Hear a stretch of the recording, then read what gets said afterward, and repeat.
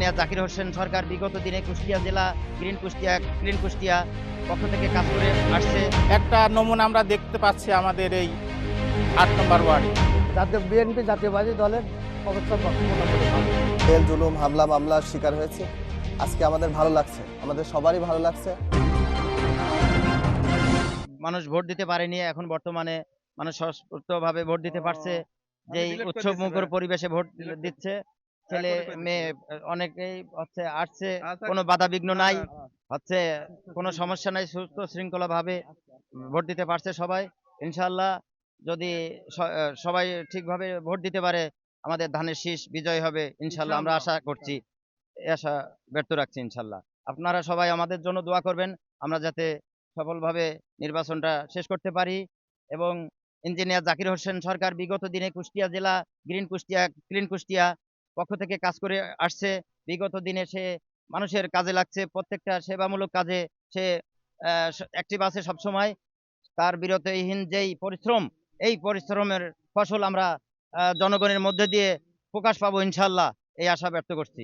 মানে মনের কাছে খুবই ভালো লাগছে, ভোট দিতে আসছি, দেখছি শুনছি সবই ভালো লাগছে।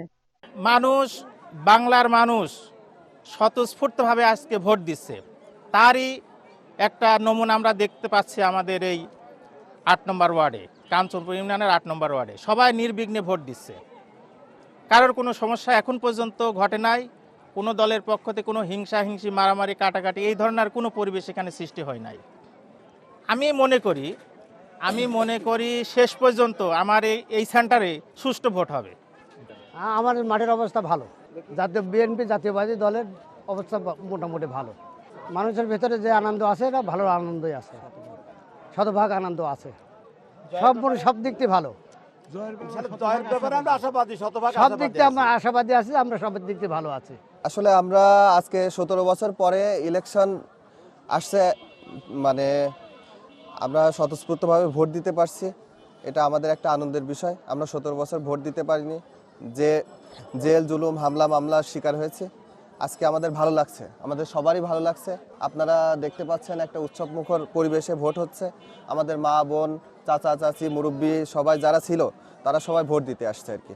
মাঠের অবস্থা ভালো, আমরা শতভাগ আশাবাদী বাংলাদেশ জাতীয়তাবাদী দল আমাদের এই সদর 3 আসন ইঞ্জিনিয়ার জাকির হোসেন সরকারকে বিপুল ভোটে বিজয়ী করে সংসদে পাঠাবে ইনশাআল্লাহ।